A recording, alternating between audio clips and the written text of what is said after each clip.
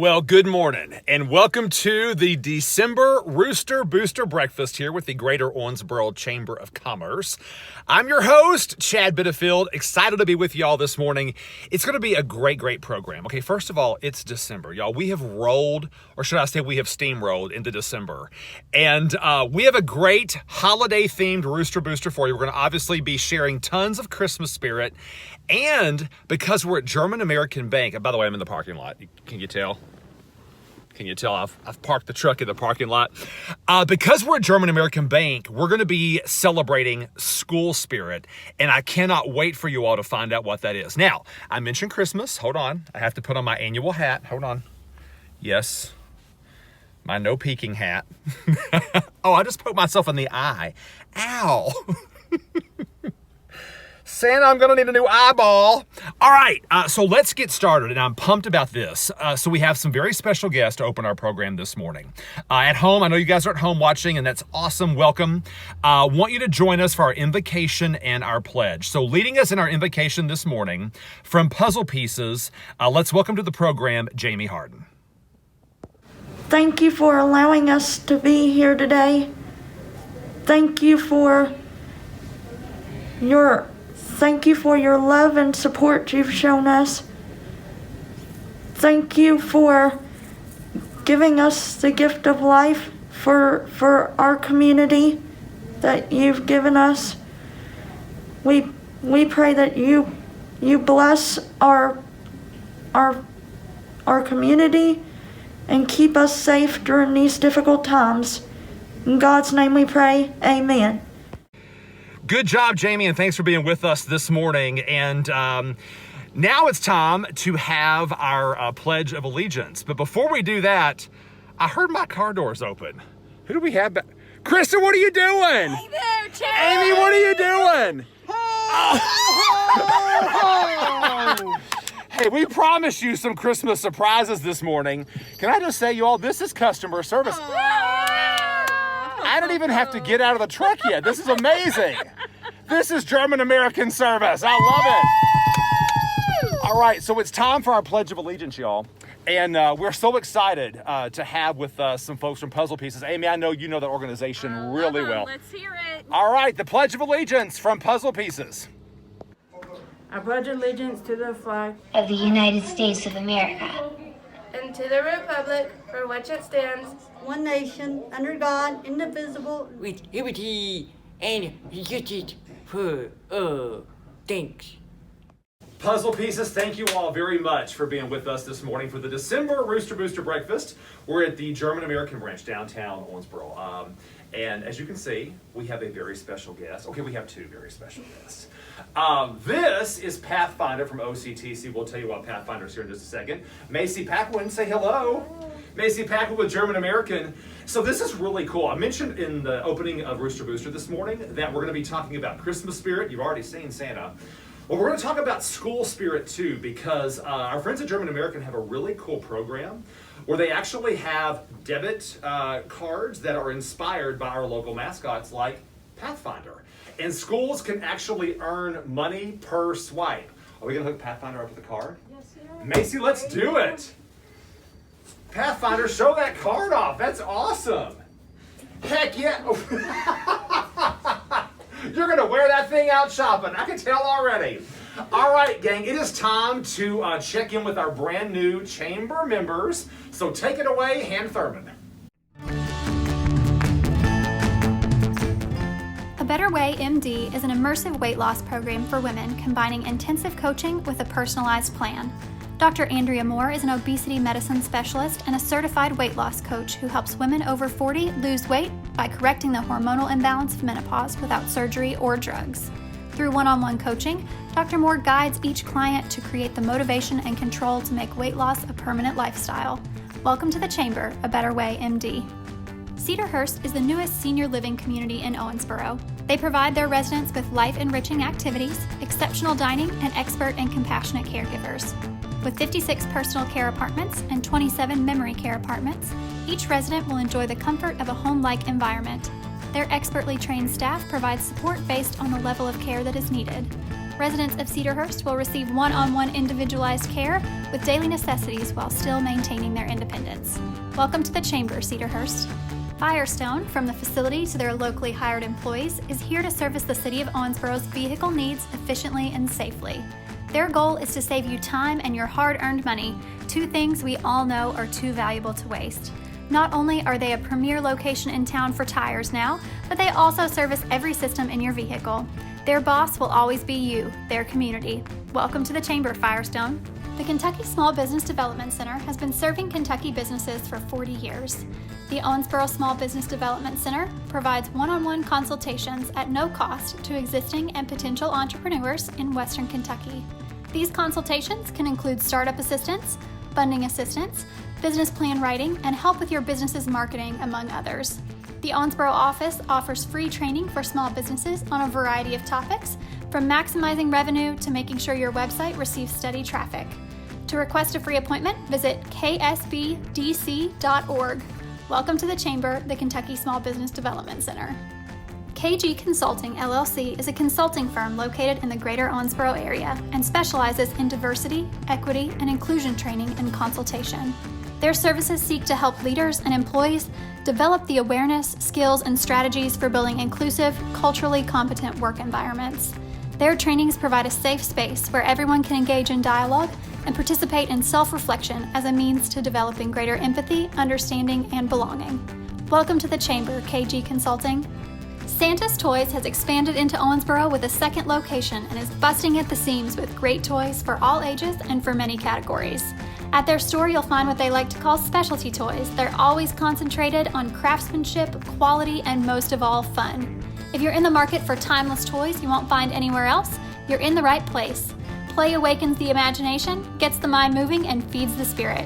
Check out their new location in Owensboro at 2928 Heartland Crossing Boulevard. Welcome to the Chamber, Santa's Toys. At VDEX Diabetes Specialists, they strive to provide comprehensive and quality care to their patients. Their goal is to fight type 1 diabetes and help eradicate the fast-growing worldwide epidemic of type 2 diabetes. Statistics show direct correlation between diabetes and multiple health complications, and VDEX uses the most scientifically advanced technology to diagnose, manage, and treat their patients. The VDEX team is ready to serve you at their location in the Springs.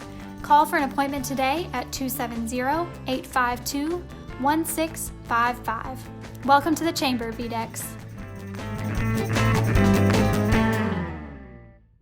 Thanks, Hannah, and welcome to our new members here with the Greater Owensboro Chamber of Commerce. We're so glad you're joining us. And if you're just joining us this morning, German American is our sponsor of Rooster Booster. We are celebrating Christmas spirit. We are celebrating school spirit. Earlier we had the Pathfinder. Now I'm here with the Owensboro Red Devil. Wait, yes indeed. So I understand that you want to get some cash this morning from German American. Yes, with that school spirit card. How about that? I forgot to introduce you. Tell everybody who you are. Hi, I'm Kayla Green. And working here at German American and getting some cash for the Red Devil. Yeah. Love that. All right, gang, at this time, it is actually time to introduce you to our breakfast sponsors. And we are so pleased to hear this morning from Amy Jackson and Kristen Niehaus. Ladies, take it away.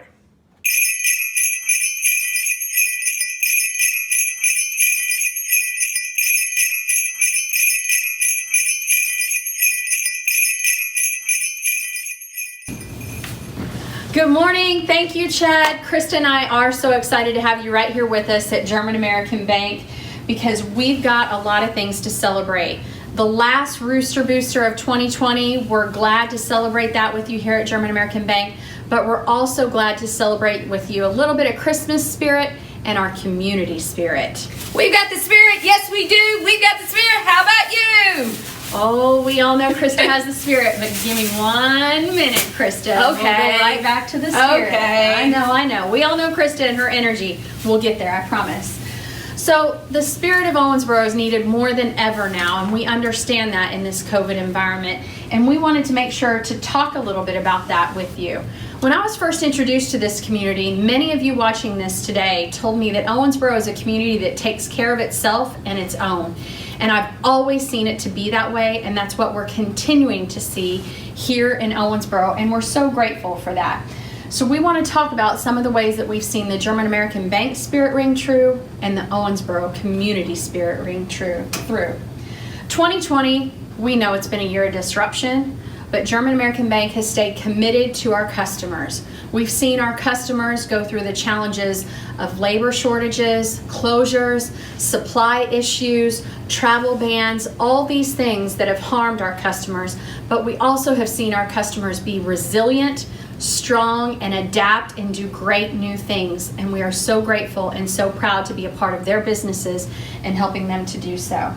One of the ways that we did that here with the German American Bank team, we processed more than 3,300 PPP applications for more than $355 million that help keep businesses open and people employed. With that, we've also worked together with our teams to make sure that all 3 of our banking centers have remained open during the pandemic to serve these customers in our trying times. We're grateful and proud. During this time, all through 2020 though, we're also really proud. All of you customers have given us some excellent customer service scores. It's amazing for us to know that a 94% customer satisfaction rating with our products and services. And then on top of that, we're so grateful. Our team members here at all of our branches received a 100% customer satisfaction score for what we've done for them to take care of their services and any of their banking needs. Thank you for that vote of confidence. Thank you for believing in us and staying committed to us. Now, one of the ways that we want to talk about German American Bank's commitment through COVID is how we have stayed committed to all of our community events and all of our nonprofits. With more than 40 nonprofits still benefiting from gifts and involvement this year, we want to say thank you and continue to support. The other things that we want to support are events that lift our community spirit, such as the German American Bank Nutcracker coming soon, as well as the reinvented Breakfast with Santa that's going to be drive-through at the Convention Center later this month. Please check all those events out and help us keep the Christmas spirit up and the Owensboro community spirit up as well. And so, Krista, talking about spirit, can you tell us a little bit more about what we've got under this Santa hat? Oh, yes. So, giving back is well ingrained in the culture here at German American Bank. And I am so excited to bring to Owensboro and talk to Owensboro about what we are doing to give back with our very own school spirit check card. When you open a checking account with German American Bank, you have the opportunity to carry one of our local school spirit cards so you can help donate to our local schools. The exciting thing is we have partnered with some really great schools that have given us the opportunity to join with them and to help give back. Davis County High School Panthers, Apollo Eagles, Owensboro Red Devils, and Owensboro Community and Technical College. Every time you make a purchase with your school spirit check card, we donate 2 cents to that local school. It's so easy. Spend and we'll make the donation. We want to make that donation on your behalf. You've already seen some of our mascots for these great partner schools who have chosen to work with us. You've seen them here excited about it because they understand that every single swipe counts. As we have lived through last week's buy, eat, drink, shop, everything that we want to do in Owensboro, we hope that that tradition continues, but that you're doing it with a German American Bank school spirit card so that every time you swipe, we're giving back. At German American Bank, already in 2020, we have given more than $43,000 just this year to the schools who participate and partner with us in the School Spirit program. Those schools need us now more than ever. They're one of the most tried issues that we have ongoing in educating our students, so supporting them and being out there swiping your card all Christmas season and beyond is no better way. Do it while you're doing your normal activities. And so when we talk about that, we also want to say thank you to these schools who are putting in all this hard work. So our 4 partner schools today, they will be funded in their school spirit accounts with a starter $500 gift from German American Bank. That's our gift to each one of these schools for saying yes, but also for say thank you for all that you're doing for all of our students and our workforce here in Owensboro. So we're donating $2,000 today to our local schools that have chosen to partner with us. That's awesome. $2,000 money in the bank, gift right to them. That's our Santa gift, right, to everyone. And so as we think about that, and we want to say thank you to everyone who's been involved, everyone who has supported German American Bank and welcomed us to this community. Thank you so much. We know that you have many, many options for your banking, and it means the world to us that you would choose us. And so with that, we want to thank you, wish you Merry Christmas, and please, please, please go live out that community spirit as we do it. So, Krista, shall we end? We got the spirit, yes we do. We got the spirit, how about you?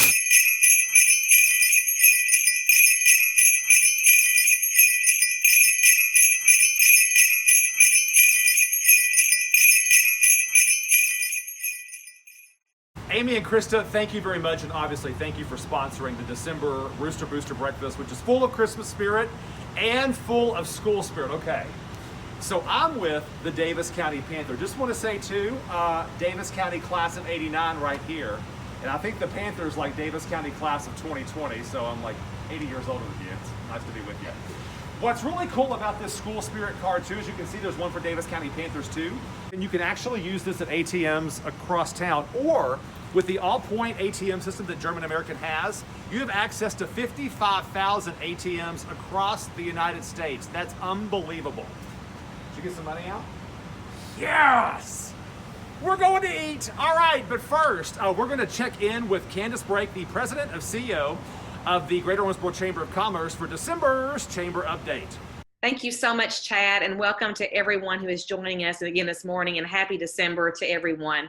Even though the year is winding down, the Chamber is doing nothing of that. We are very busy this month at the Chamber. I'd like to start off by talking to you about last Saturday and Shop Owensboro, and what a great kickoff we had. At the Convention Center, we had people from Independence Bank there with us, and we gave out 500 shopping bags again this year. We want to continue to remind you of the importance of shopping local, of eating local, of doing the best that we can all do to help our local businesses out, because the end of this is coming soon, and we want to make sure that all of our small businesses are on the other end to continue to celebrate and drive our local economy. To that end, we're offering a webinar next week with Jamie Johnson. She's with the Small Business Development Center. Jamie is going to do a tutorial on moving your business online. We feel like this is a really perfect time to be talking about this, or different ways for small businesses to be able to operate in just different manners so they can continue to thrive in our current environment. We also have a webinar on our website and on our YouTube channel with Clay Horton from the Green River District Health Department that we sponsored last week to talk about COVID restrictions and also how to deal with COVID in your business and in your workplace. It's a great Q&A. We appreciate so much Clay's leadership. If you do want to go to that for a quick reference, please feel free to do so. And as always, if you have questions with regard to COVID compliance, that's what the Chamber's here for. If we don't know the answer, we'll get it for you, whatever we can do to help get through this time. There's also the relief fund that Governor Beshear announced when he announced the restaurants and bars restrictions that were set out a couple of weeks ago.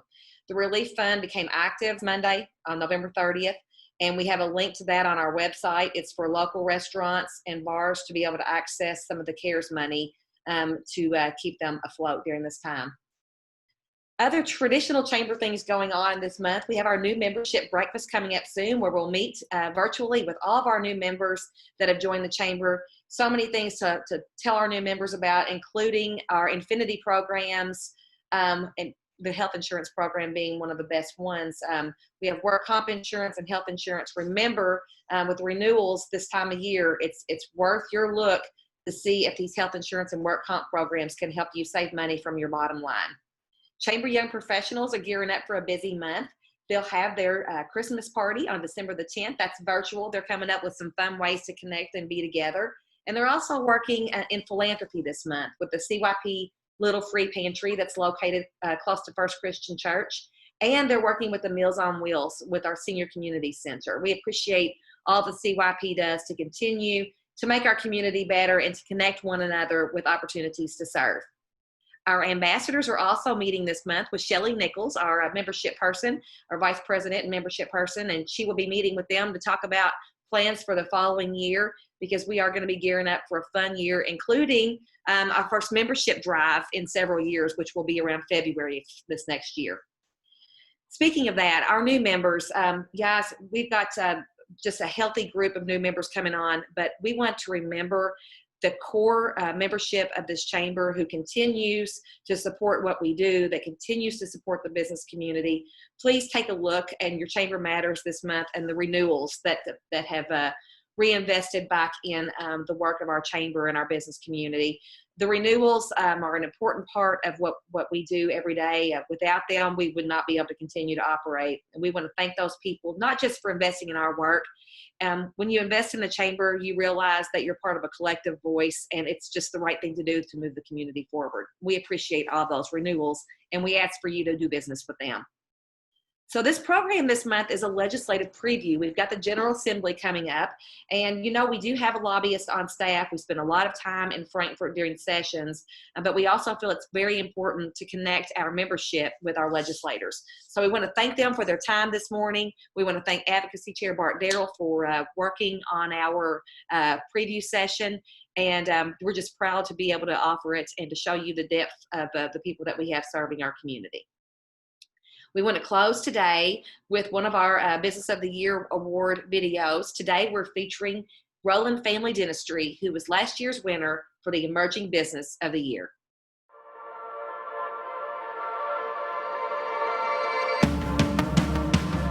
Super overwhelmed and really excited. Just overwhelmed to be in the list, much less recipient of the award. My business is Roland Family Dentistry. We've been in Owensboro about 3 years. We want to love our patients. We want to serve our community. Recently, we started working with a nonprofit called God Smile, where we provide dentures to men and women who are coming out of recovery. And we recently delivered our first denture as part of that nonprofit connection. To see the difference in a person who had been beaten down by life and circumstances to get a new smile and to become someone different and someone better is exactly what our mission is. We've had just an amazing couple years, and we're honored to be a part of our community and to be able to serve our patients. And we just want to say thank you for trusting us and thank you for loving us, and we hope that we're doing the same to you that you're doing for us.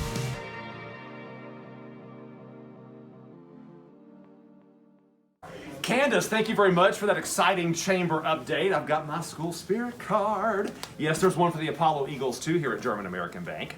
So I'm here with Becky. Good morning. Good morning. And I'm here with our Apollo Eagle. Wave Eagle.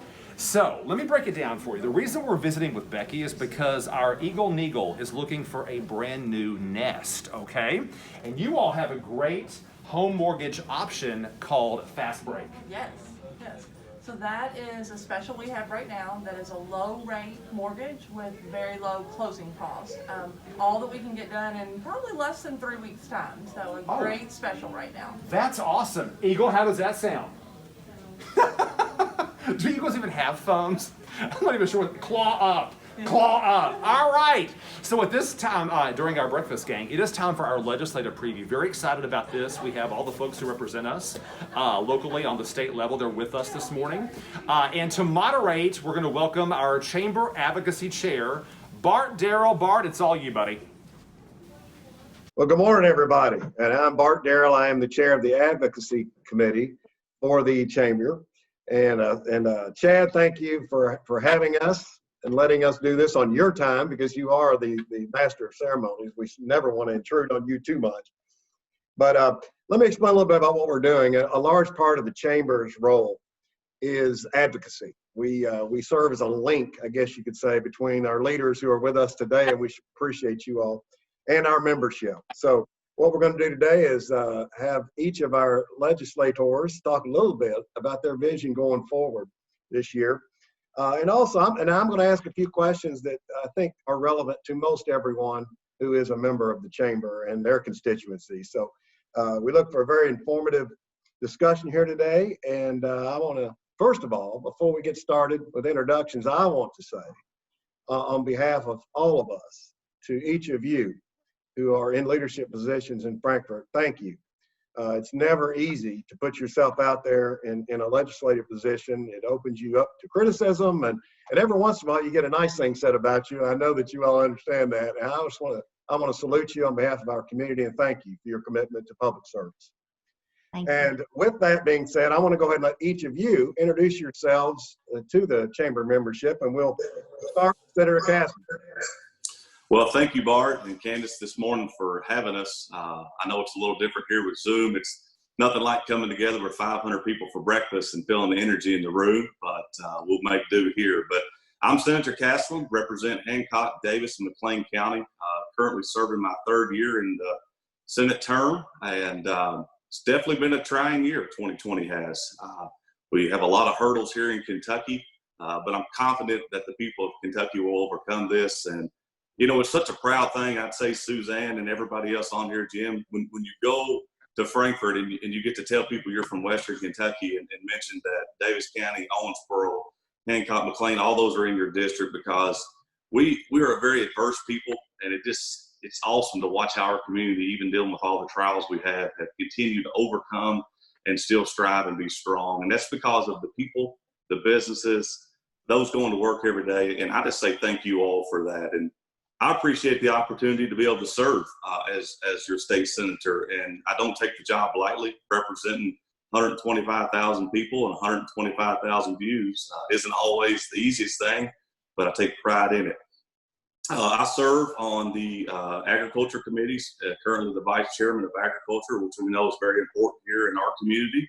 I serve on the natural resource and energy committee. I know Representative Gooch chairs it in the House. I serve on the Senate side, appropriations and revenue, and then I'm budget director for the human resource, which oversees all of Medicaid from the Senate side in the budget. So we're currently going through at this time, looking at a 1-year budget. We only passed a 1-year budget last year, so we're going to be in a budget session during a short period. And so that's a priority of ours right now. And it's probably no secret. I pre-filed Bill Request 41 to reel in the governor's executive powers during a state of emergency and give the People's Branch of Government a chance to have a say-so in that after 30 days. And so I've been working on that as well. So thank you all, and look forward to some questions here shortly.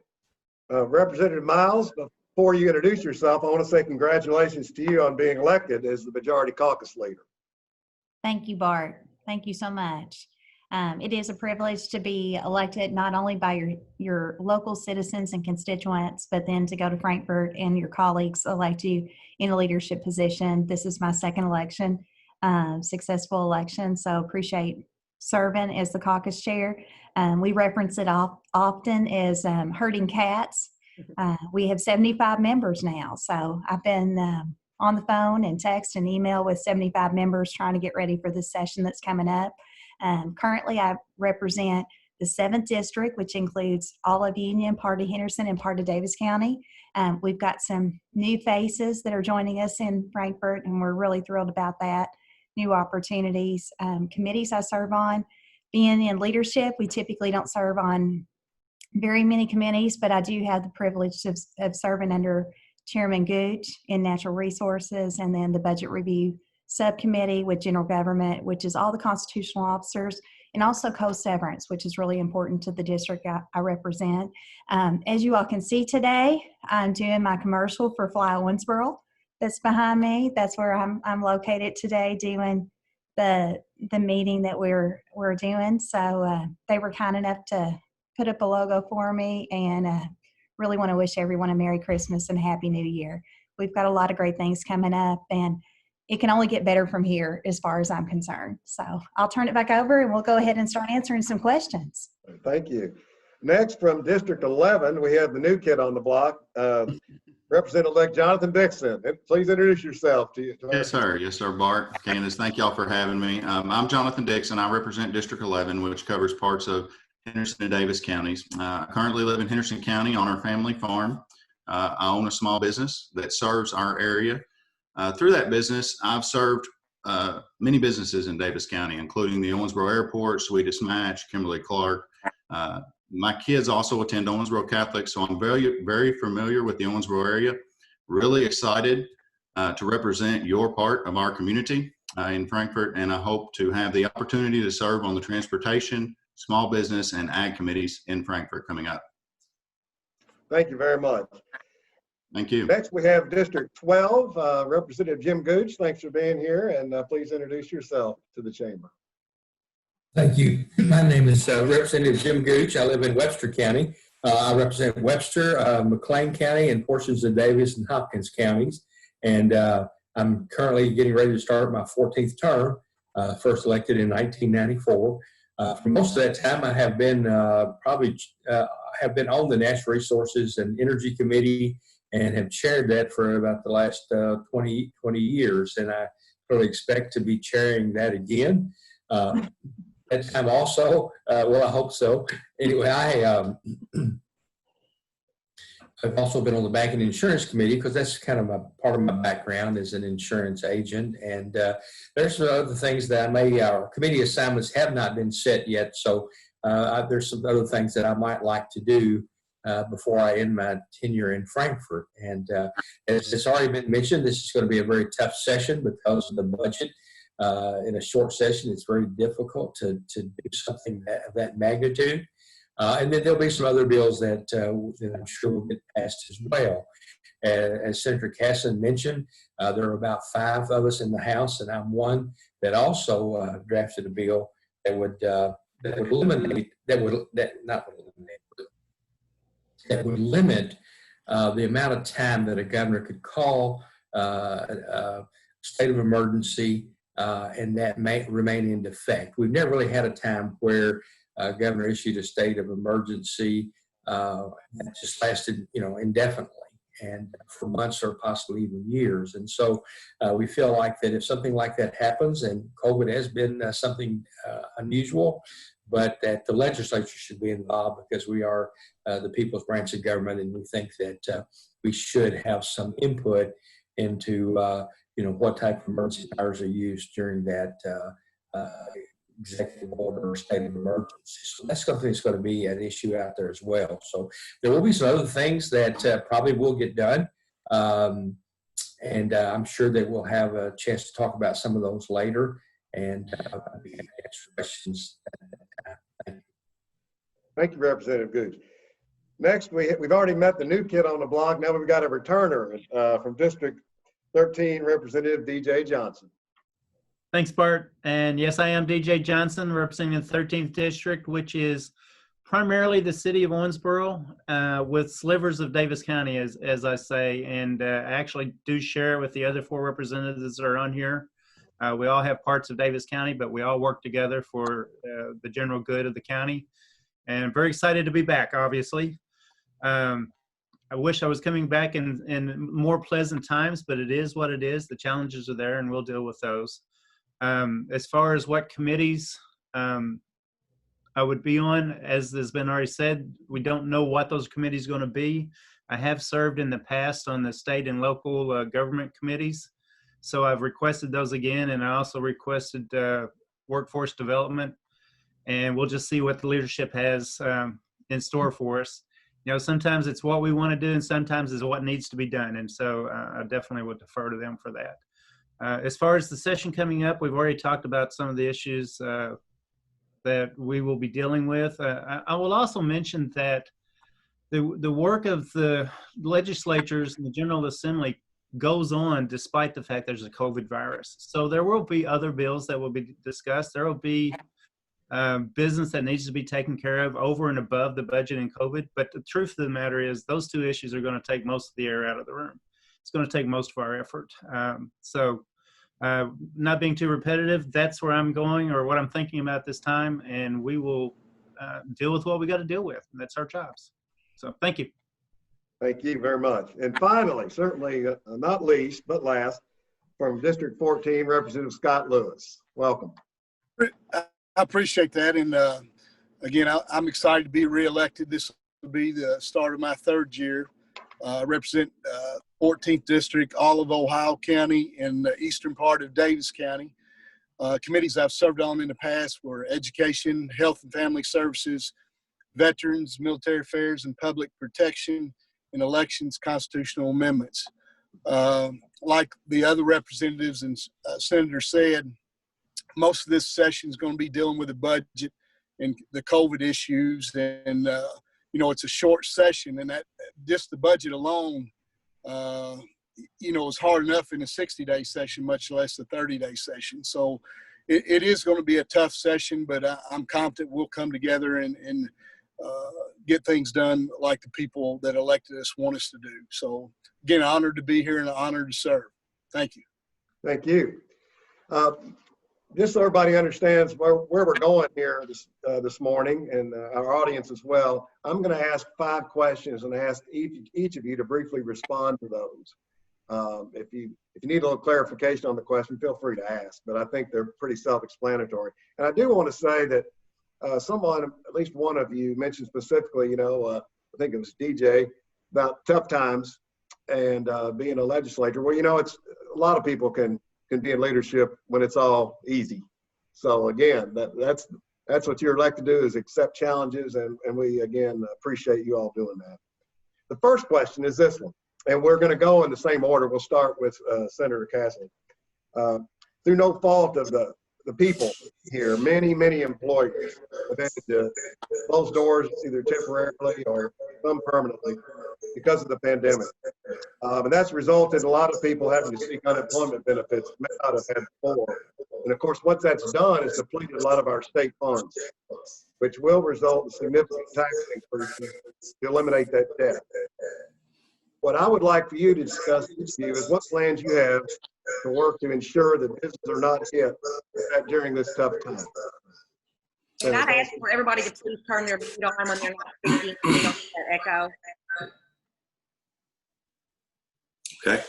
All right. Well, Bart, thank you for the question. It's no secret I am a small business owner here in the community. That's all I've done since I was 19 years old, and have never laid anyone off until 2020 for the first time in our career. And if you look at the unemployment funds here in Kentucky, we've paid out about $4.1 billion in benefits as of October 6th from back in the first of the year. And if you look, we have about 240,000 people that are without a job since February. And that number is astronomical. There's no doubt that this is the biggest hurdle that we have facing us. And I can tell you, as a small business owner, the struggles are real. Trying to make payroll, trying to keep up on your mortgages, your lease, and figuring out what's the best step going forward. And so I will say that when I'm at the table representing small businesses, that I'll understand that, because I don't think we need to strap this to the people that are already employing people and that are already currently paying this bill. The way the unemployment fund works, we talk about it being a tax. It's really a withholdings amount. And there's a fund, and the way the fund works in 2008, I think, when we had a reform on the unemployment fund, roughly in 2019, there was about 990 million, rough numbers there.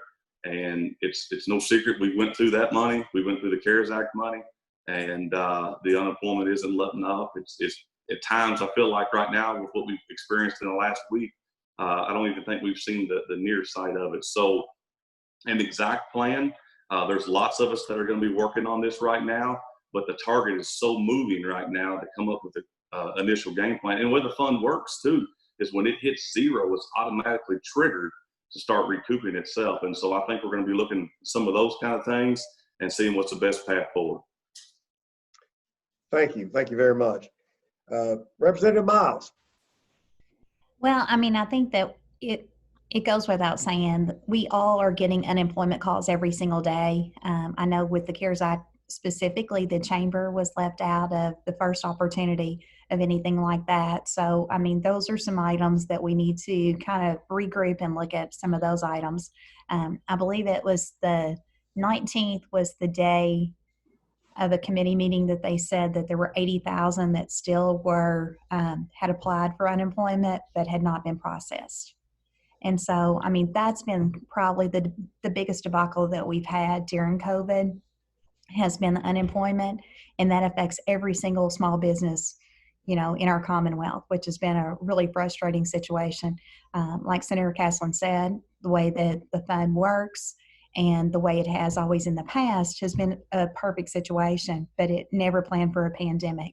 So I think as far as going into it, that's one of the top priorities of the House to look at the unemployment, see what has gone right, what has gone wrong, and how we're going to be able to fix it going forward to make sure not only that the employees are taken care of, but the employers.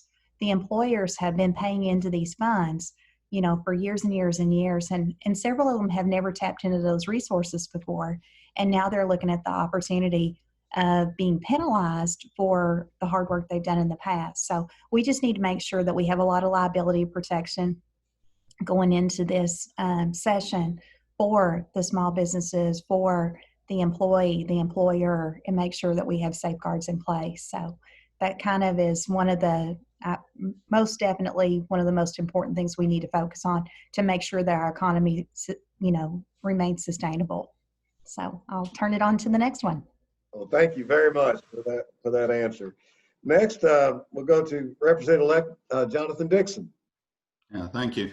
You know, obviously being new to the legislature, you know, the ins and outs of figures, I'm not going to be, you know, have those, but I can tell you as a business owner and as someone who's been campaigning in the committee or out in the community, you know, echoing what Senator Caslin said, Representative Miles, the concerns of business owners is they don't want their rate to double down on them or raise, and it put a undue burden on our local businesses coming out of a pandemic, being able to recover and to recover quickly. From the employee standpoint, you know, I've heard story after story after story of folks that are on unemployment, that can't get their unemployment, that have had struggles with that. So these are all issues as an employer and as an employee. You know, I'm going to fight for our district and for our area to make sure that we take care of these issues and do it in a you know, speedy fashion for our businesses and for our employees that are on unemployment. Thank you very much. Representative Gooch. Yes, thank you. You know, some of the things that have already been mentioned is that, you know, the way unemployment works. But, you know, we also has been mentioned is that, you know, small businesses were really in some ways forced to lay people off because of this thing that was in you know, it wasn't of their making. It wasn't because their business was bad or whatever. And so this pandemic is really kind of a societal problem. It's affected everyone.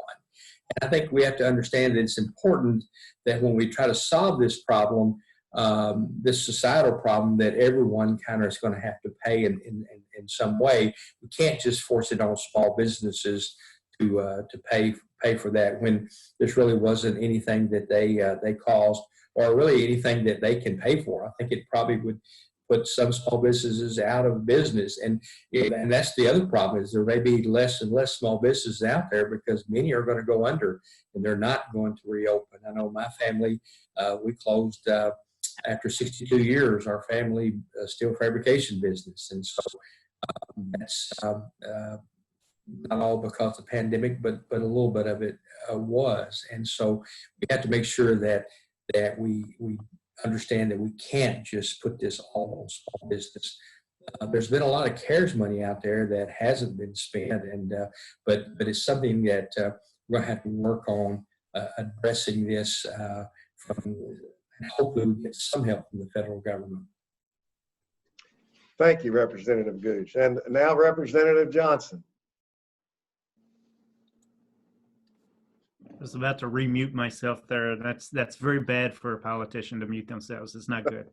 I don't know. Some people would agree that we should. Some people would love for that mute. You know, I've got people that want the mute button when I walk up to them.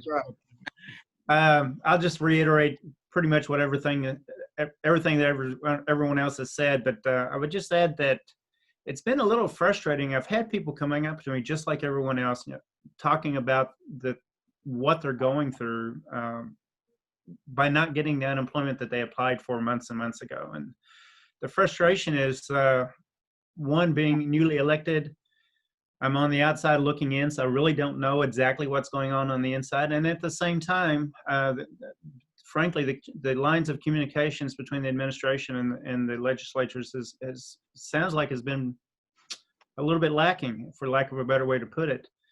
And we really won't be able to do a lot about that until we get into session, and we're close to being back in the session. But that's when I think we'll look at ways that we can make a difference, ways that we can maybe streamline the system in some way so that these people can get the benefits that they need.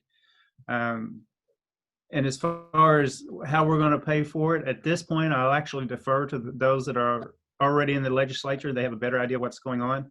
I know it's going to be a tough issue. I know we've got ideas for it. I can't wait to get back in January and start dealing with those. So it's a little frustrating right at this moment. We can't do anything that we want to do. But when we get back in session, we're going to have to deal with these things, and we will. There's no doubt about it. So, thanks. Appreciate that. Thank you. And finally, Representative Lewis. Well, I can sort of answer this one a little bit personally, like Senator Casson. We opened a Beef O'Brady's here in Ohio County in Beaver Dam about 1.5 years ago.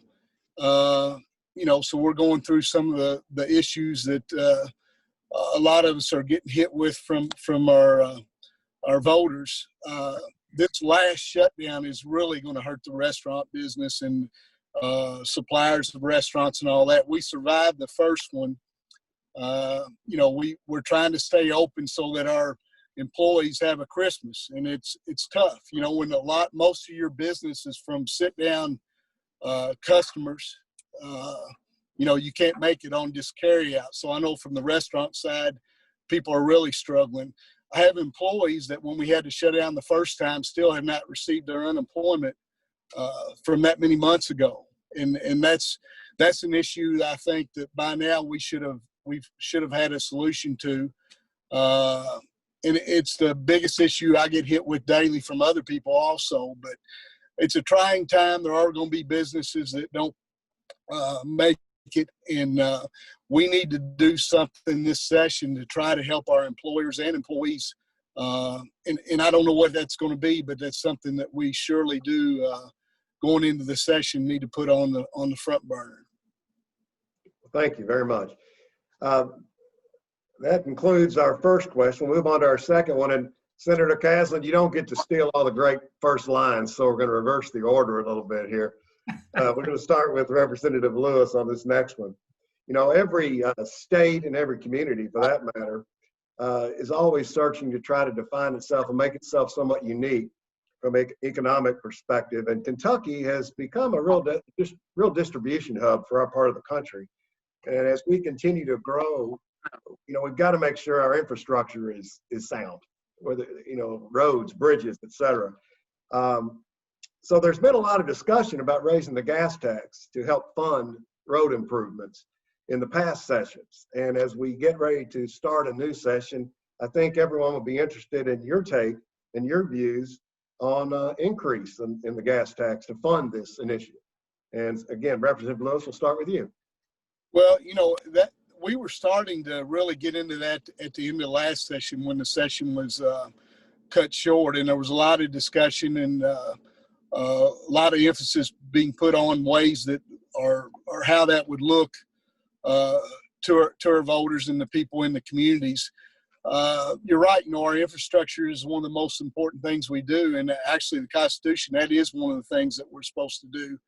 So I think that will get a lot of look this time and maybe some action. Like I said, this is a short session, so I don't know how far to go this session, but I think there was some great discussion on that last time, and depending on the amount of that or the amount of money it raises, I think we'll just have to look at that going forward. I would not be opposed to that, like I said, as long as it wasn't a real drastic hit to our local people. Thank you very much. Representative Johnson. Yeah, I was thinking about this, and I think we need to look back a little bit into the past. And the formulas and the policies that we've been using for the gas tax really, they were developed at a time when gas was like $3 or $4 a gallon. And when you get taxes on $3 or $4 a gallon, you get a lot more revenues, obviously. And now we're at between $1.75 and $2 a gallon. So that hit has taken place on our infrastructure. And then on top of that, with COVID, less traveling, less gas being used, less revenues for the roads. It's a double whammy that is killing our infrastructure plans.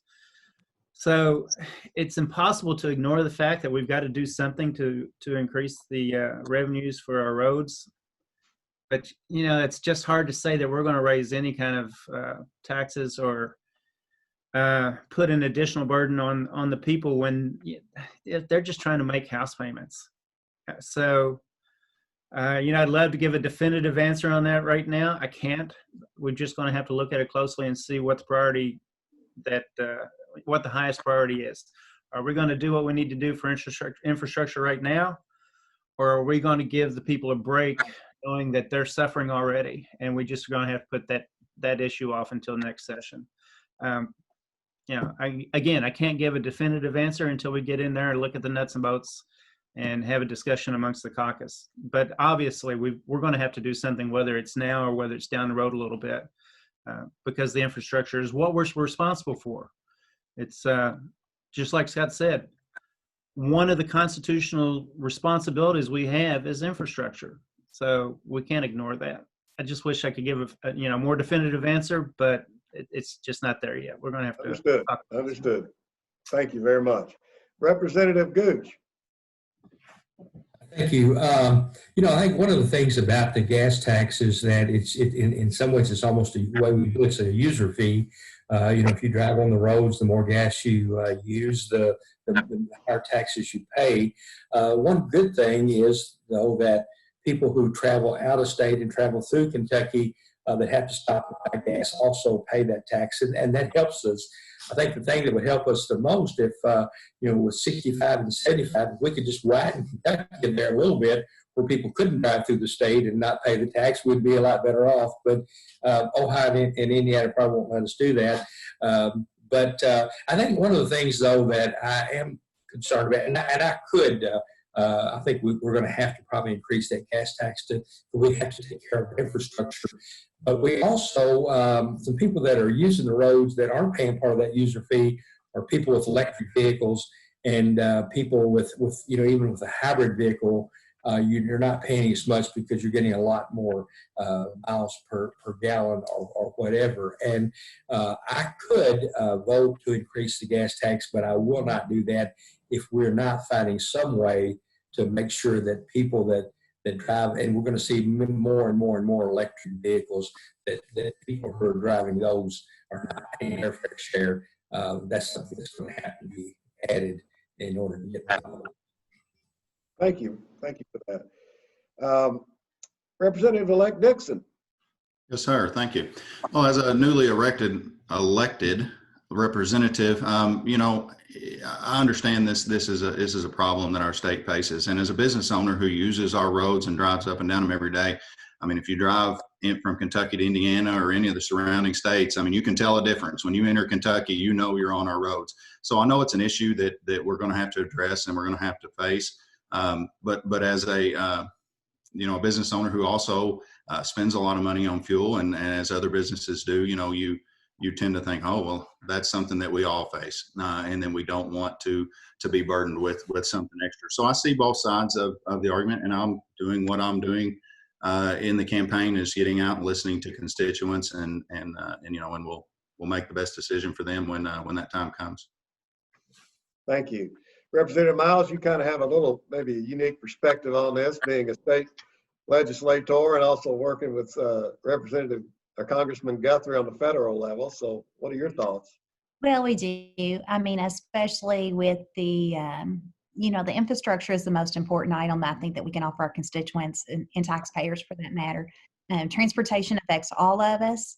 And I know several are working from home and healthy at home and things like that. But whether you're working at home or not, a lot of people are receiving deliveries from our trucks and all across our Commonwealth. So I was a sponsor in the House for the fee for the electric vehicles several years back whenever Senator Bowen was carrying it in the Senate. So I'm definitely in favor of making sure that the people that are using the roads are paying for those roads and participating in that conversation.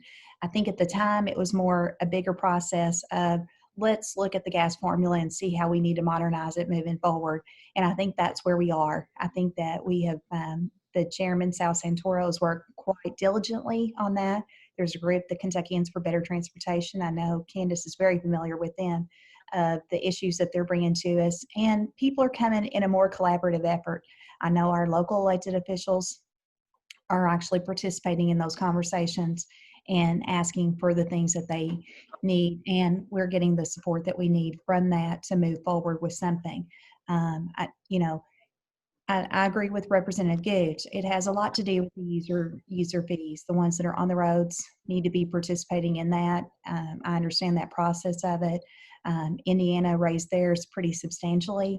I don't know if that's where we'll go with ours, but I do think that we need to at least be paying attention to that and making sure that we get our fair part for our area, because transportation does affect every single one of us, no matter whether it's a delivery or whether we're the deliverer. So either way, we need to make sure that we participate in that conversation. And I do see, I know that I'm pretty sure Sal had the bill prepared last year. COVID pretty well took away a lot of opportunities that we had at the end of session last year, but I do think it'll be part of the discussion going into this session. Thank you. Senator Caslin. Okay, I'm going to try to go last here and sum up what everybody said. So, if you look at transportation as a whole, just in the last few days, I've been receiving emails from different steel mills across the country talking about the significant increase that we're going to see in steel costs over the next few months, solely due to transportation costs. We live in an economy today, an e-commerce economy, to where everything's just-in-time delivery. Your manufacturing plants and everybody wants their product delivered just in time to go through the manufacturing line. And so we know the importance of infrastructure. We know the importance that is to the local business, to the manufacturing, to our kids going back and forth from school. We all use it, rich or poor. And so I think it's very, very important that we look at our infrastructure, but we talk about a gas tax. Every single year, our vehicles are getting better and better fuel mileage. We're burning less fuel to go further. And so I think it's time that we look at the formula as a whole and look at how we're even making these calculations. Just going out and raising the taxes, I think is nearsighted, because I believe we're going to be back here again addressing this again. I think we need to look at the formula as a whole, look at what's coming around the corner as far as our electric vehicles like Suzanne and Jim and so many other people have mentioned, and recognizing that even our infrastructure, there's more now than just our highways that play a vital role in the infrastructure we deal with in 2020. Our river is such a vital thing. Our rail, our high-speed internet. I know that Scott Lewis and Jim Gooch were having some issues out of their Zoom, probably because of the area that they live, not having access to high-speed internet. I don't have it at my house. So infrastructure as a whole going forward, I think needs to be a huge topic in Kentucky, because we're operating on the last generation's infrastructure, and we need to invest into it for the next generation. Thank you. Thank you. Well, the next question is near and dear to my heart because it involves education. And I've worked with P12 as a lawyer and been a college president, so I've kind of been on all sides of it. And I didn't pick this question, but I'm glad they asked it. We got two. First of all, public higher ed, Kentucky's budgets have decreased about 35% over the last decade, and the state appropriations for, let's say, our nearest public university is down to 19% of their funding. The community colleges are even more underfunded, and some of our neighboring states are doing a lot better that way than us. And what I think everyone would agree that the natural result of this kind of funding mechanism is a decrease in our workforce development. So that hurts our competitiveness as a state. So I'd like to hear, and we'll start this time with, let's start with Representative Gooch. What's your plans to reduce this slide that we're in when it comes to education as it relates to workforce development? I've always felt that, that we need to make sure that education and businesses are working together to make sure that, we're educating people with the skills that business needs. That's not something that just happens. I mean, it takes a coordinated effort to do that. And, we just have to understand how very important that is. And I think we start earlier with youngsters, letting them know, what's available out there. And for so long, we were trying to send all of our kids to a 4-year college and college degree and that sort of thing. And, as a result of that, we see a lot of people with huge student debt that are graduating and can't get jobs to make those student loan payments or whatever. And I know I was in a meeting not too long ago, and one of the persons there was presenting said something that was so profound, I actually wrote it down. He was telling us that if you knew how to program a robot, you could get a job or a job interview 10 within 48 hours within like a 50 or 75 mile radius. And that's amazing. How many of our young kids really know that about the job opportunity? So I think that's one of the things that we need to do is we need to be looking at what's out there, what the opportunities are, how the salaries in those positions rate to some of the other things, and we need to be kind of informing our youngsters about what opportunities they will have, and we might even change some career paths by doing some things like that. So those are the things that we have to do. But as I said, it's a coordinated effort. It doesn't just happen. It's not up to the child to feel like, well, what should I do, and research himself on the things that might be available to him, because they may not know what the industries of the future are. And so I think that's what we have to be doing. Okay, Representative Dixon, again, from a funding standpoint, what's the answer? Let me grab the correct mouse here. A big thing that I've advocated for, and I hear a lot from our district is your skilled trades, vocational training. Representative Gooch kind of touched on it right there. I think that's something in this state that we can excel in is our vocational training for skilled trades. It's something that would definitely help our business environment in our communities. Funding, a lot of those skilled trades and a lot of those things happen right here at our local community colleges. Owensboro Technical College, Henderson Community College, they have programs that are feeder programs for a lot of the businesses in our communities. The ins and outs of the funding as far as state government goes, I'll be learning those. But I think there should be some focus on vocational training and giving those kids coming out of high school and coming out of those technical and community colleges the knowledge and the opportunities to fill the jobs that are open right now in our communities, and they could really make good lives for them. So, okay, Representative Miles, how do you suggest that we tackle this huge drop in state funding to our public institutions? We're becoming less and less competitive that way.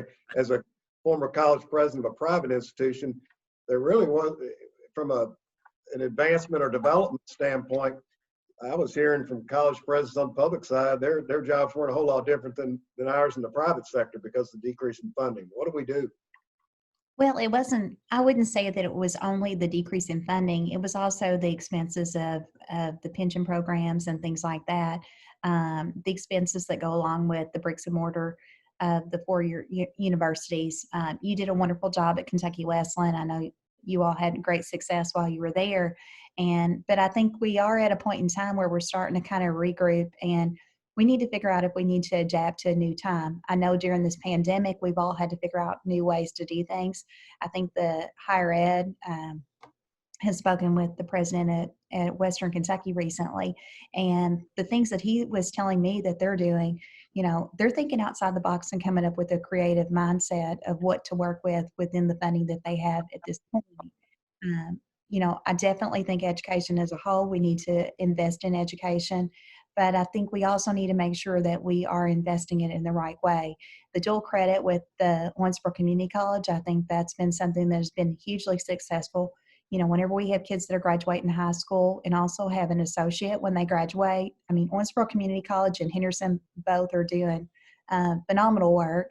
And then you go back to the certificates. I know they've got a couple different programs, TechX, and that was a grant that they were competitive. They went out and competed for that opportunity to offer that program. I know that Senator Caslin, the Go Fame program, has been something that has been, some great opportunities. So I know you Bart, come from a 4-year background, and additional with your law degree and all those fun things with that. And we do need lawyers. I will admit that. We do need accountants. We do need everyone that has the 4-year degree and also above that. But we also need to make sure that people are employable and have the opportunities whenever they get their education and opportunities, a job's waiting for them, and they don't have the student debt and they're not paying off for years and years to come.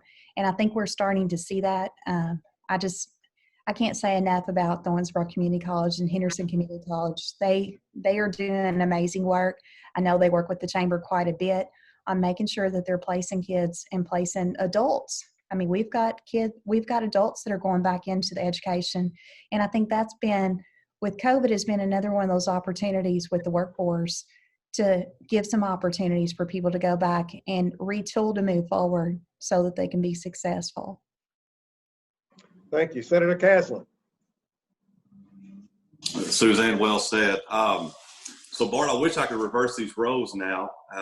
As the steward for the Kentucky taxpayer spending their money, I wish I could say, how do you come to me and tell me how you're going to best spend their money as a steward, and what are the ways that we can continue to further educate our students with what we have, and if we increase it, what's the return on our investment? But the question comes from you, Bart, and so let me try to hit on that a little bit. Suzanne Miles, Gooch, several of you all touched on it from the private sector. I've been fortunate to send 3 or 4 students through the Go Fame program and participate in paying for part of their education and having a say-so in the platform and the curriculum that they were learning. So that way they were on the job ready when they graduated, and they got job training while they were here, went to school and received training they necessarily couldn't here. So it was a great combo.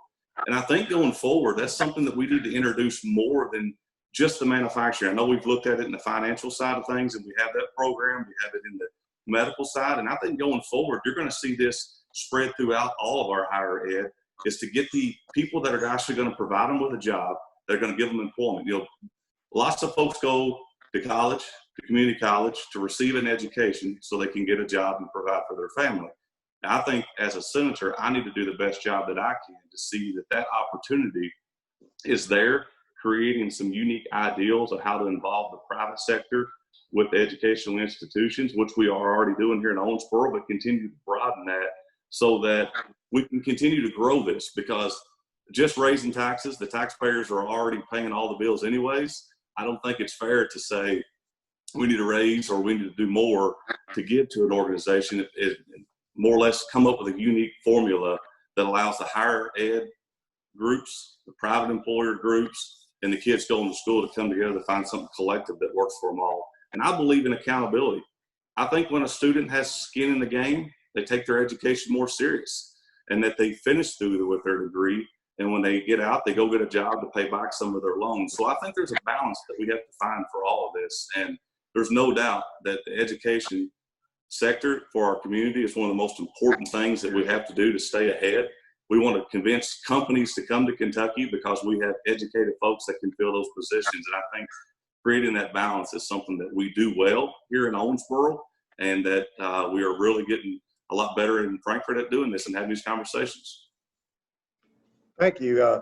Representative Lewis, a lot of people, a lot of studies suggest that a lot of the jobs that we have that will be around here in 20, 25 years don't even exist today. So in terms of educating people, we also need to educate lifelong learners and people that develop transferable skills, and not just a skill for a certain job that's in demand right now.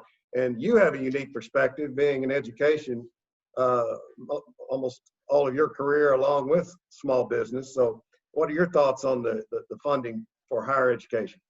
Well, a lot of the points have been touched on, Bart, but education to me, public education is very important, and I've seen the benefits from it throughout my career as a superintendent, principal, and teacher.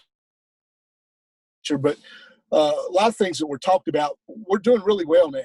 And, the dual credit with OCTC, I think I may have one of the first students to graduate with a high school diploma and a 2-year degree at the same time when I was superintendent of Hancock County. But even their certificate programs and some things they're doing, the older adults are going back and getting retrained and so forth. You fund what's important to you. And I heard several mentions of raise. I don't think we need to raise taxes to pay for it. We just need to make sure that, we're keeping education on the forefront and they're getting their share, proper share of the money. But things are changing. I think we are getting back to more trade skills and things like that. But I tell you this, right now, there's already a shortage of teachers, and it's only going to get worse. We can't even get substitute teachers now, and in this with COVID going on, it's even worse than it was. But at some point, we're still going to have to steer people into these professions that teach doctors and teach lawyers and so forth. So we just need to be careful in how we're spending our money to not negate some of the good things that we're doing. And I will say we're very fortunate in this area with our educational systems in Davis County, Henderson, Ohio County. Our region, the GREC co-op and all that, is one of the best in the state. And I would put our students up against any. But again, moving forward, we need to value public education. And, I mentioned infrastructure was one of the things in the Constitution for the state of Kentucky. Public education also is in there as one of our responsibilities. So moving forward, we do need to make sure we're getting our bang for a buck. The GoFame programs, the hands-on type things. I agree, and maybe some of these other technical fields, whether it be teaching, engineering, or so forth, maybe those students need more of an internship than we're giving them now. And maybe we do hire teachers at an earlier time and they come in and do our summer programs or things like that. And it is going to take some thinking outside the box. But, again, moving forward, I think your question about, 19% funding for higher education, we can't, chip away at that, but we need to make sure that our taxpayer dollars are getting used wisely. And finally, Representative Johnson. Ditto. No, kidding. I'll try to stay focused on the funding aspect of it, and I would say this: even though the dollar amounts have gone down, I think the educational institutions like OCTC, everybody else has bragged on them, I'm going to as well. They're doing a fantastic job of being innovative in what they're doing to prepare our workforce. And I can't say that there will be an increase in dollars, but I can say this: when an institution, whether it be OCTC, Western, Murray, UK, anybody, identifies a way that they can effectively use those dollars, we're going to find the dollars for them. Now, there may not be across the board increases in funding for all educational institutions just because they're educational institutions, but those institutions that can identify how they're going to use those funds, like Senator Caslin talked about, how they're going to use those funds effectively and efficiently to create a workforce that can get out and do what we need to do. Those are the places that's going to get the money. I wish we could just hand out money left and right. It's not going to happen, especially now we've got to deal with COVID. But I'll reemphasize it. Those institutions that find ways to use the money effectively and efficiently will get the money they need to train our workforce. Guarantee you that. Thank you all very much. We'll now move on to our fourth question. And now we're going to go to the other extreme of education. It's going to be about early childhood education. Most experts nationally agree that early childhood education is critical to a good economy and a better way of life, and Kentucky certainly would be no different. Yet the funding piece of that really hasn't been addressed to the satisfaction of many. Currently, the state, as you all know, only funds 1/2 day of kindergarten for our local public school districts. And the question I have for each of you is, would you be in favor of funding all-day kindergarten from the state level so that our local districts can use those freed up funds fund early childhood education, which is a big issue in Kentucky and a lot of places for that matter. So we'll start this time with let's start with Representative Johnson. You had to go last. Let's start with you. Let's talk about funding some more. Great. Yeah. Everybody's favorite topic. So. Yeah, I'll try to be brief and let others get in on this, maybe because I don't really have a great solution for you, to be honest. Yeah, of course, we'd love to be able to fund it more. The reality is reality. We have a revenue challenge like we've never seen before. Early childhood development, I know this, when we get students by the 3rd grade who are keeping up and can read at the level they need to read at and are on the path to a good education, they have a much greater chance of succeeding than those at the 3rd grade level who are falling behind. Because once you start falling behind at the 3rd grade, the statistics show that just continues for their entire educational career. So early childhood development, again, we need to look for innovation as well as funding. And I leave that to the experts, to be honest. I'm all for funding as much as we can, but there's just going to have to be some creativity. There's going to have to be some, as Jonathan said, outside the box thinking. I think it was Jonathan said that, when it comes to how we do that. So am I for funding? Sure. Is there a reality that it's going to happen given our circumstances right now? We may be where we are for a while until we get through this emergency. And I think I'll just leave it at that. Thank you. Let's go to Representative Lewis. This is right in your bailiwick. Well, I've thought for years we should be funding all-day kindergarten. I think every school district now in the state of Kentucky has all-day kindergarten, if I'm not mistaken. But that would free up some funds, knowing the budgets of school districts, to maybe do some more preschool and things like that. And I think DJ mentioned reading if you're reading on grade level by the end of the 3rd grade, that's a good indicator that you're going to be successful in life. And I think we even use that as an indicator of our prison populations. I think they take a look at that at the end of 3rd grade, and they count the kids that aren't reading on grade level, and it helps them predict even our prison populations, in which we know what that costs us. I mean, those costs have risen, over the years to astronomical amounts. So that would actually save you some money to, invest in early education in that respect. Money is going to be tight, as DJ and everybody says. Maybe there's a pot of money that we could fund all-day kindergarten and not fund something else. I think that's what they're trying to say is,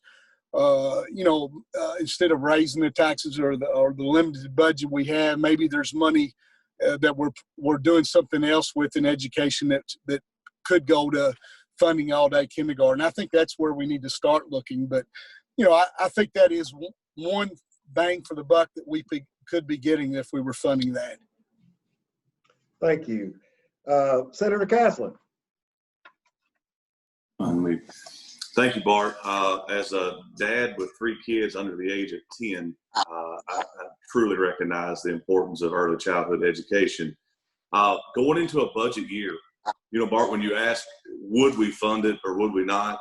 Those are such hard questions today because we don't have all the numbers coming to us yet. But I can say that when we get to Frankfurt and we sit down and we start going through this budget, everybody's priority becomes the most important at that time. And we only have so much money in so many different buckets. And how do we spread it out equally to get the best bang for a dollar for the Kentucky taxpayers and for the future generations? And so that's a question there that will come up in topic. It'll come up in committee hearings and it'll be talked about. But until we get the final consensus of the forecast that we were looking at coming, and we see these unemployment numbers and we see what the projection revenues coming in are, that's going to be a hard one to commit to today. I do see the value in it, but I can't make that commitment to you right now. Fair enough. Thank you. Representative Miles, again, I'm interested in your response because of the dual hats that you wear on the federal level and the state level. Well, I think it's interesting that you asked the question, if we provided all-day kindergarten funding, would that free up money for early?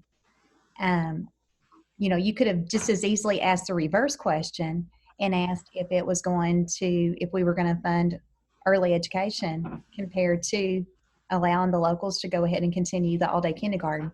It ends up being one of those things that we're constantly moving money around from one area to another area. I do think that it's realistic to say, I agree with all the other ones that have mentioned how important early education is. I don't think any of us can fault that whatsoever. But I do think that we need to start looking at investing in our people, whether it be our teachers or our children in the education system. And maybe we need to start looking at where some of the funding's going. I think all of us, I know in Davis County, property taxes are due in December. I think that we all look on that and we see the school tax on there and we wonder where that money goes. We ask that question often. What is that money spent on?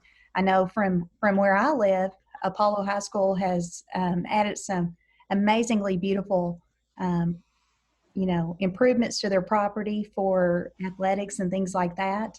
And maybe some of that money needs to be spent more on the early learning, the kindergarten and things like that, compared to the bricks and mortar items, and invest in our people. So as far as a direct commitment to fund something, I will not make that commitment, because at this point, we don't even know what our number is, our starting number for our budget going into this. Those numbers should come out this month. The forecasting group will meet, and that way we'll at least have a number to start with for this 1 year budget that we're approaching.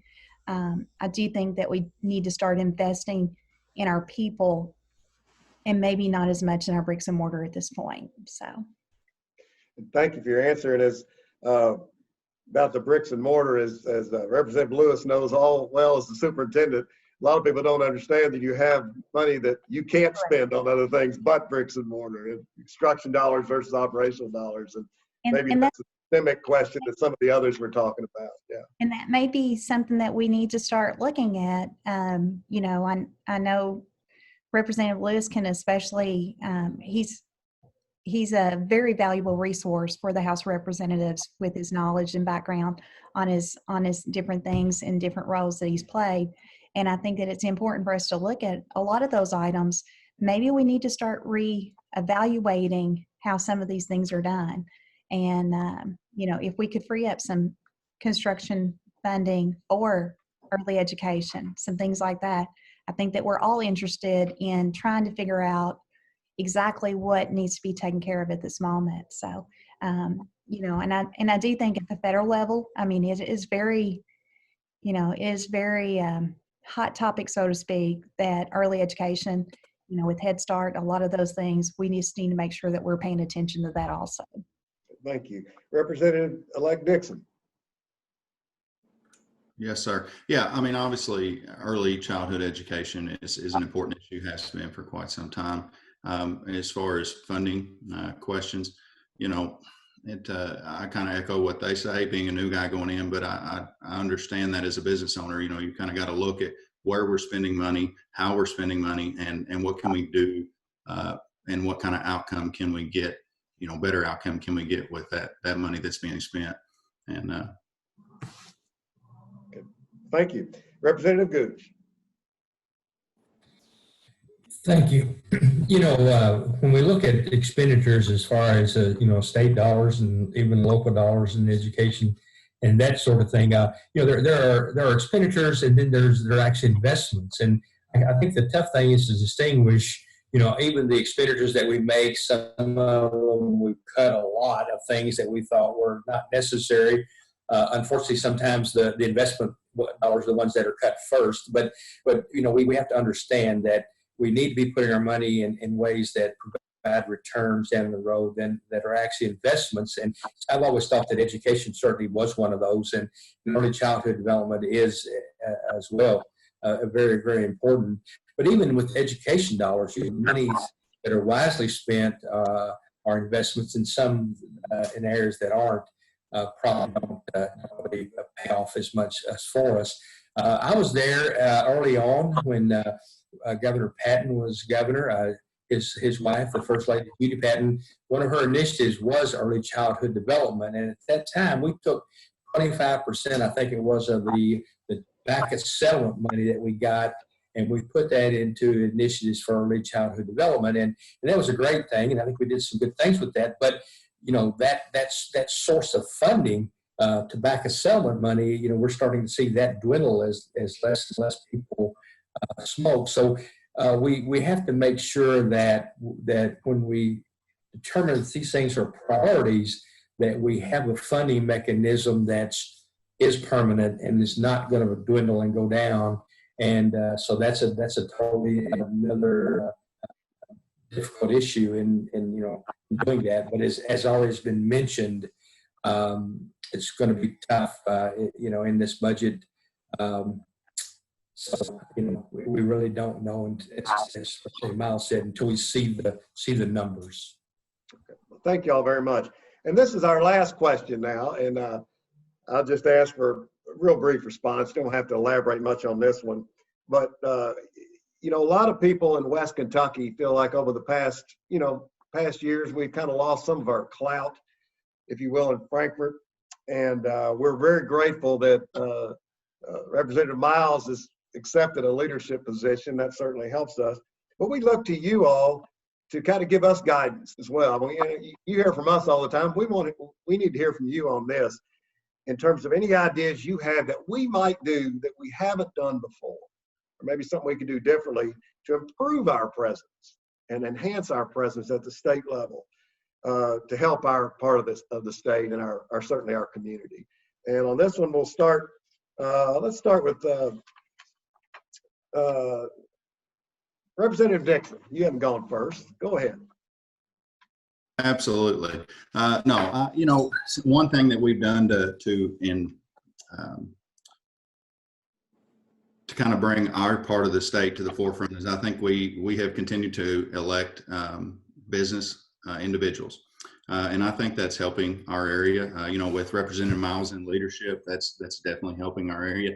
I have attended several events where I think West Kentucky's got a fire behind it to grow their businesses, to grow our communities. And, I think we have a great group of representatives going up there this time to kind of spearhead that effort in Frankfort. And, I hope it leads to good things here in West Kentucky. Thank you. Representative Gooch.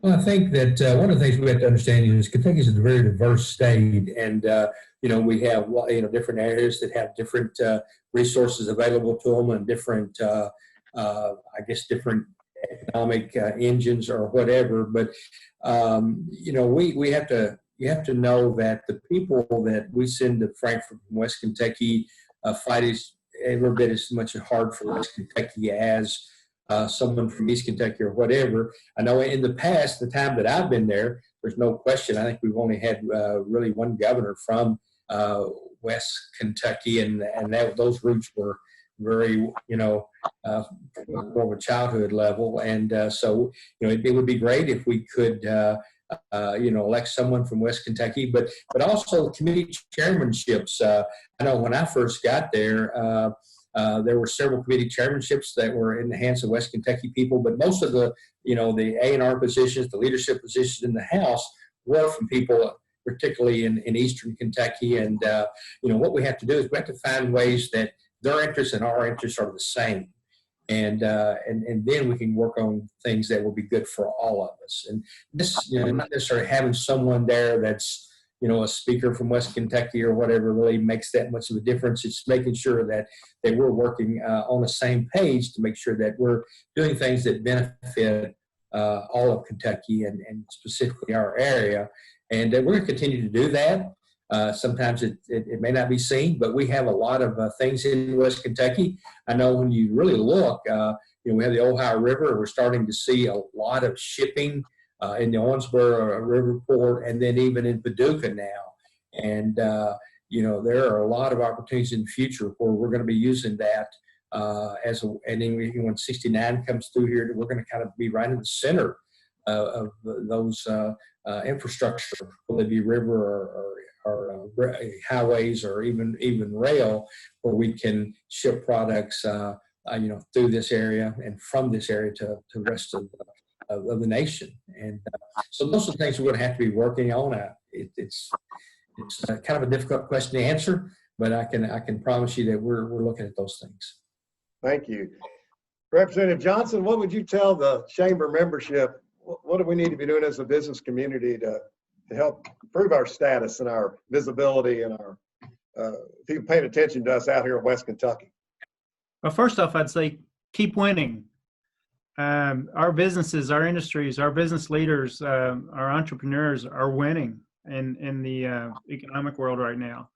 I would say I think it's a fact that sometimes the people in Frankfort need to be reminded that part of the state is west of I-65. They seem to think that it stops there. That has changed, though. I can already see it just in the few years I've been there. From the first month I was there as a freshman legislator to what I've seen over the last few years, there really is a change in the attitude of Frankfort towards the West. But more importantly, there's a change in attitude about of the people in the West to how we need to do business in Frankfort. And I think it's paying dividends. So we're going to see that trend change where I'm very excited that we have a unified business attitude about from the legislators that are in the West, and that unity and that recognition of what we're doing in this side of the state is coming through. It's going to get better, but we're just going to have to stay unified. As far as what people can do, I said, one, keep winning, keep doing that. But two, there's a phone number to the governor's office. I wish I had it with me. I'd give it to you right now. There's a phone number to the Legislative Research Commission that goes directly to the legislators. And when the constituents don't communicate with the legislators don't know what's on the mind of the constituents. Now, we try really hard when we're back home here to do that, but the phones are there, the emails are there, the phone number for the governor's there. Make your beliefs, make your concerns known to us so that we can do what you want us to do. I'll just leave it at that. Thank you. And by the way, thank you for doing this morning. Oh, gosh. Great. Thank Appreciate you. it. Representative Lewis. Well, I think DJ touched on that a little bit, and I think you all do this in the chamber pretty well, but, rank your issues, because if we got, when we're up there, if we got 50 different issues from 50 different people from the same area, it's hard to get anything done. But if DJ mentioned about being unified, and it's something you all could do, and I tell all the education people that contact me, what's your top priority that you would like to see us get done? What's your second priority? And so forth. And I think you all do that in the chamber. But that's one thing I think that you all could do is have that unified message to us. What's the most important thing for you all in the community? And then relay that to us and see if we can help with that. Thank you. And yes, and we do have our community priorities every year, and we appreciate the attention you all give them. Representative Miles. I think we can almost check all the boxes on the priorities you all have given us in the last few years. I think we've got Judicial Center left on your all's priorities, the I-65 spur coming from the Audubon on the I-69 bridge. I know you probably have a few others. I know home rule is one of the issues that you all bring in. And so I think that the chamber does an excellent job of coming up with their priorities and speaking in one voice. And I think that it shows with the I-65, 165 spur that came out of Bowling Green. I think that was a huge win for Owensboro, and a lot of that had to do with the chamber working toward that. You asked about West Kentucky. To me, we're doing phenomenal right now. And a lot of times, a lot of the news that's being brought out right now, if you want to focus on some of the larger areas or what we reference as the Golden Triangle, a lot of those have been negative. Almost everything coming out of West Kentucky right now is positive. I mean, people are doing phenomenal things. The businesses they're working hard to adapt every way that they can. And so as far as West Kentucky goes, sometimes Frankfort, we just want them to leave us alone and let us do what we do best. And I think we do that well, because I think a lot of the areas that we appropriate funds for typically end up having to repair problems and things like that in Frankfort or in some of our larger cities whenever we don't have as much respect in those areas is whenever you get to West Kentucky, I do think that we're more of a neighborhood community. I think everyone takes care of their neighbors. I think that, the representatives that you have here on this screen, we all come from different backgrounds and we all have different elements that we're kind of putting in the melting pot, so to speak, in West Kentucky. But keep getting your priorities, keep getting your running Christmas list, so to speak, whenever you all get those, because as of right now, we're doing pretty good on your list.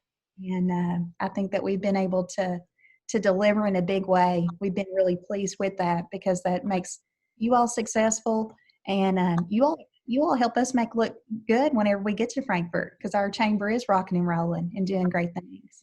So thank you. Well, thank you. And yeah, we do try to, you have paid attention to our priorities. Home rule is going to be one of our big ones too. I think that all of you all, I'd like to think you all support that kind of an idea. Senator Caslin, you should be very grateful to the chamber. As an elected official, you get the first word and the last word. So you should say nothing but nice things about our chamber until at least this next year. Your thoughts? Yeah, absolutely. And like Suzanne said, we've just about checked all the boxes. We're going to come up with a new line card.